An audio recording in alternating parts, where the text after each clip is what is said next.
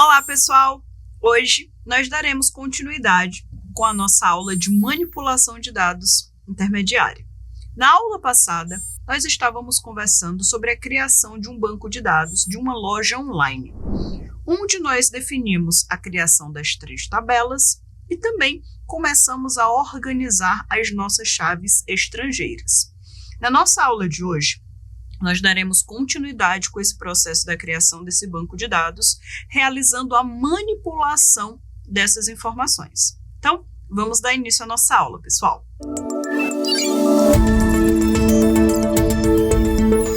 Turma, essa é a nossa base de dados, o nosso banco de dados da nossa última aula.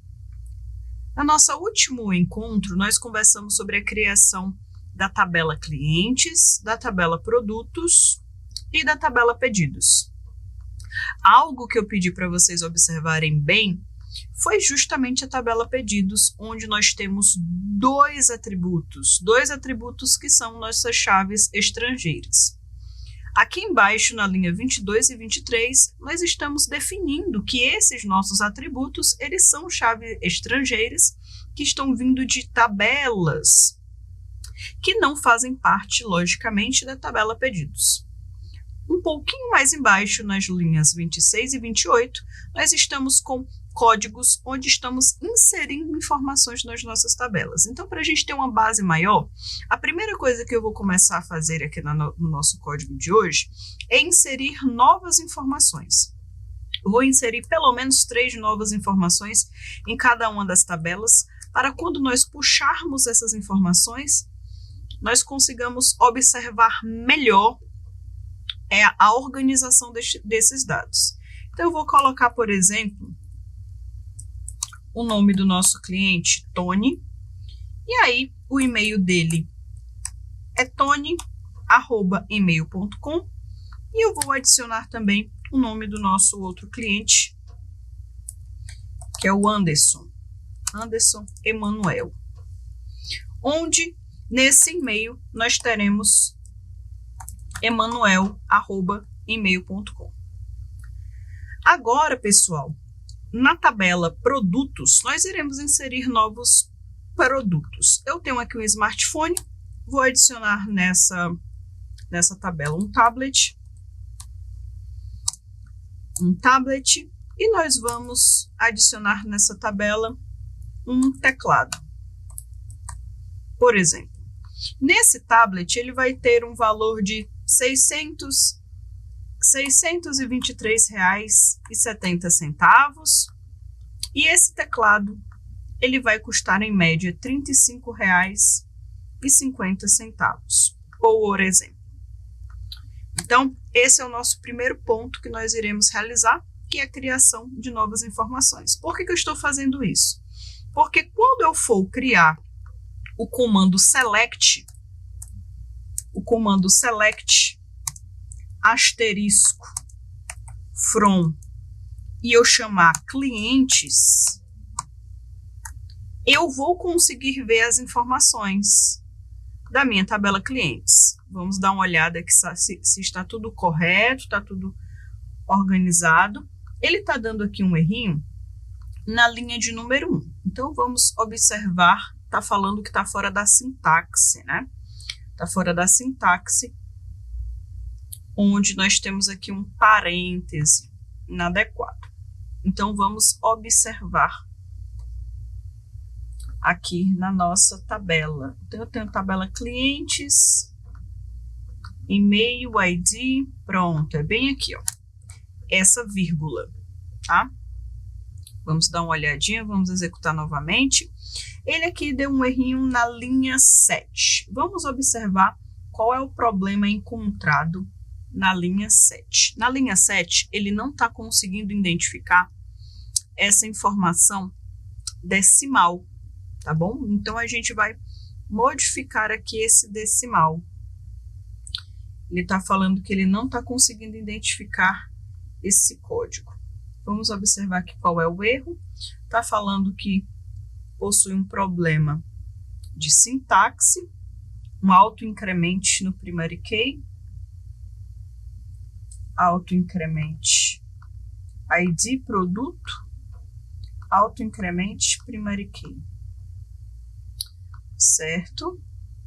E depois disso, ele está observando que tem um probleminha no nome produto. O nome produto está ok, varchar e preço decimal. Ele não está aceitando esse preço decimal. Então, vou colocar só como inteiro. Vou colocar aqui como int. Talvez seja o problema do compilador. Então, vamos executar aqui, se ele vai aceitar. Ok. Então, nós vamos agora para a próxima. Vamos observar. Nesse caso aqui, nós temos no Create Table Pedidos, nós temos também esse probleminha, né? Data pedidos date. Tirei aqui a informação. Agora vamos para a linha 2. Pessoal, é muito comum que aconteça esses probleminhas, porque dependendo do tipo de compilador que você utilize, talvez alguns símbolos ele não reconheça, tá? Que fazem parte da sintaxe do próprio MySQL. Nós temos aqui o nosso Create Table Clients. Vou fazer o seguinte. Vou selecionar todo o código. Vamos selecionar todo o código. E aí nós vamos executando por partes.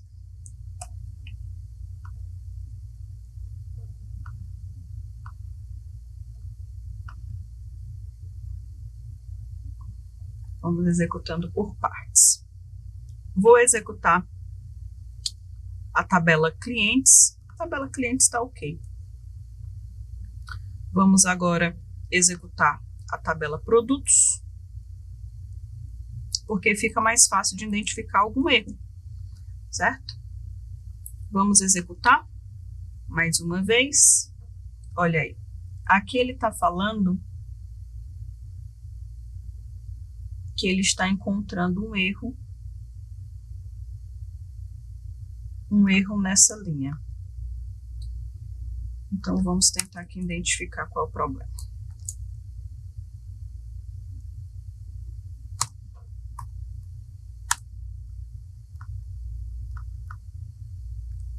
Vamos escrever novamente o atributo auto-incremente e ele é uma primary key.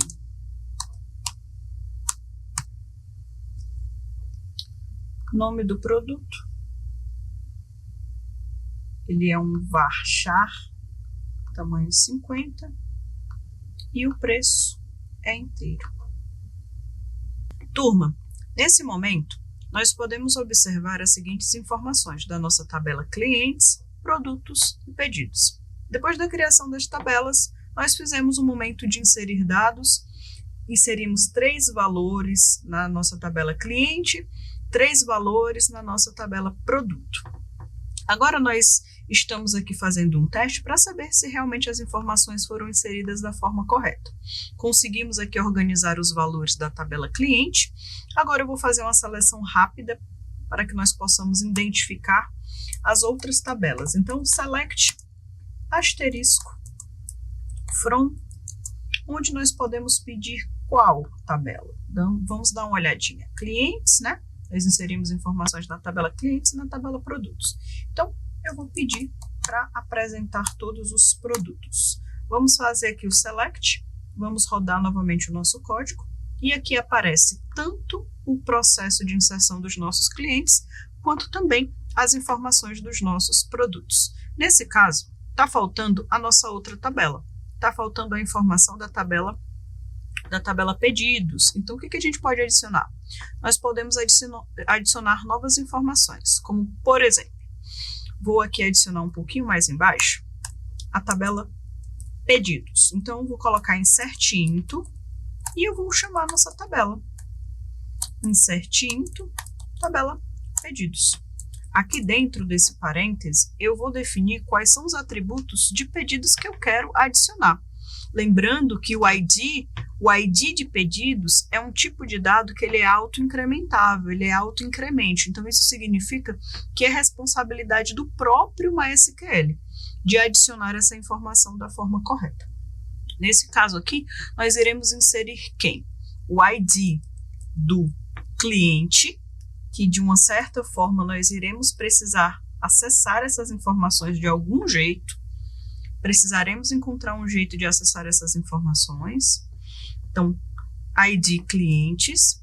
Depois disso, nós precisamos pedir o ID pedido. Olha aí, nós iremos pedir o ID produto, no caso, ID produto. Depois que nós falamos que nós iremos inserir essas duas informações, qual é a próxima informação que nós iremos inserir? É o atributo quantidade, a quantidade de produtos que foram comprados. Depois disso, nós temos a data, que é a data do pedido. A data do pedido. Vou dar só uma olhadinha. A data, ela está com as primeiras letras todas maiúsculas. Então, por isso que não estava aparecendo aqui pra gente. Quando eu apago e chamo agora data, ela tá data, pedido, né? Então, deixa eu só apagar aqui agora a informação e ela vai ficar correta, como deveria. Vou apagar essa outra informação. Pronto. Depois dessa data do pedido, nós iremos falar que nós iremos inserir os valores. E aqui nós iremos abrir o parêntese e dentro desse parêntese nós teremos 3 informações. Então eu vou colocar algumas informações aqui para vocês, mas vocês podem inserir do jeito que vocês acharem melhor. Primeira coisa, eu vou inserir o código 1. Deve ter algum cliente número 1, né? Porque, querendo ou não, é o compilador que adiciona. Nós temos 3 clientes, então significa que terá o número 1.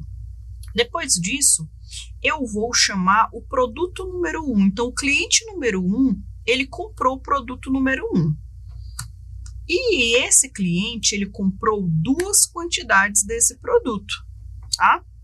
E a data que ele comprou esse produto foi o ano de 2023, no mês de março, no dia 15.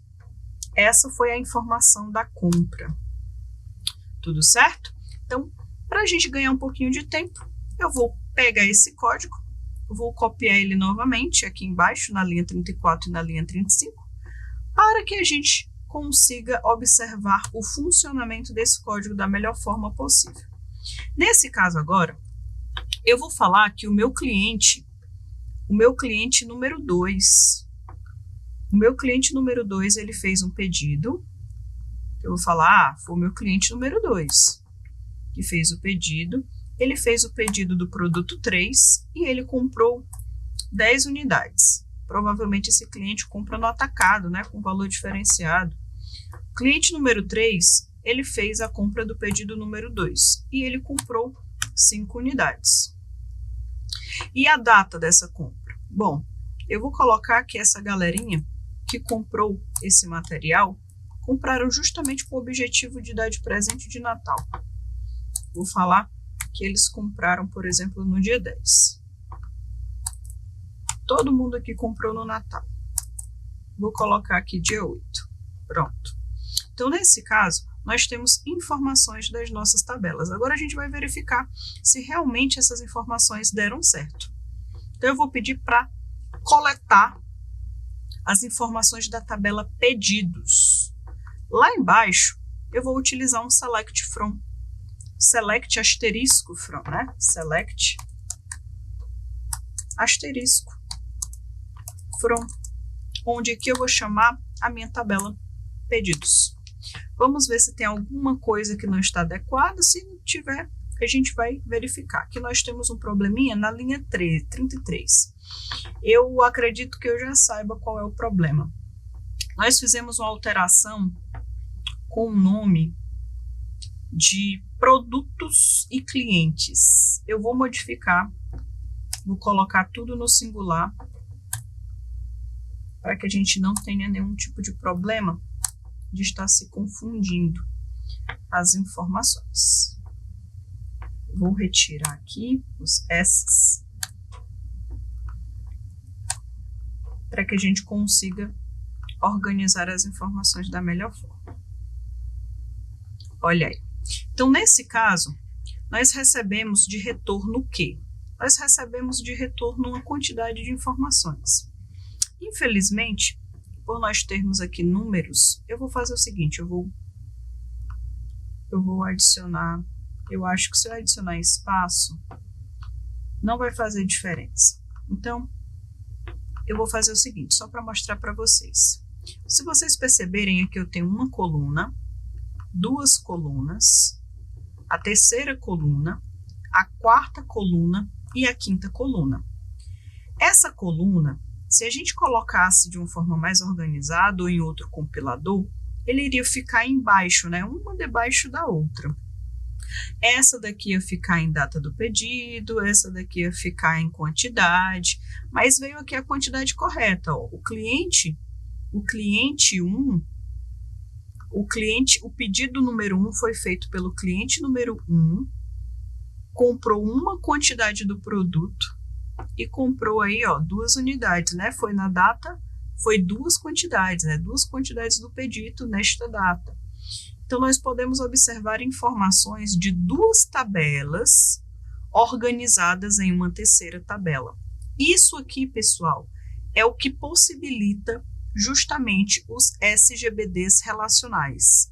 O SGBD relacional, ele permite que a gente consiga vincular, linkar 2 tabelas, relacionando dados através de chaves primárias e através de chaves estrangeiras. É por isso que é muito importante que quando nós estamos criando as nossas tabelas, a gente consiga respeitar as 3 formas normal, a primeira forma normal, a terceira forma normal e a segunda também, né? A primeira e a segunda e a terceira forma normal, para que nós possamos ter tabelas com um relacionamento adequado. Turma, fora essas informações, fora esses comandos de insert into e select asterisco from, nós podemos fazer outras alterações, como utilizar o alter table, como adicionar o comando add, para adicionar novas informações, remove, delete. Então, nas próximas aulas, nós iremos exercitar mais exemplos utilizando esses recursos de programação. Então, pessoal, na nossa aula de hoje, nós aprendemos a adicionar justamente a relação entre as tabelas. Exercitamos aí, no caso, a importância da chave primária e da chave estrangeira e as 3 formas normal. Pessoal, estamos finalizando mais uma aula. Peço que vocês entrem na nossa plataforma, leiam o texto de aprofundamento e que respondam às questões do quiz. Respondam a pergunta central do fórum e não esqueçam de deixar aquele comentário nos comentários de 2 outros colegas. Até a próxima, pessoal!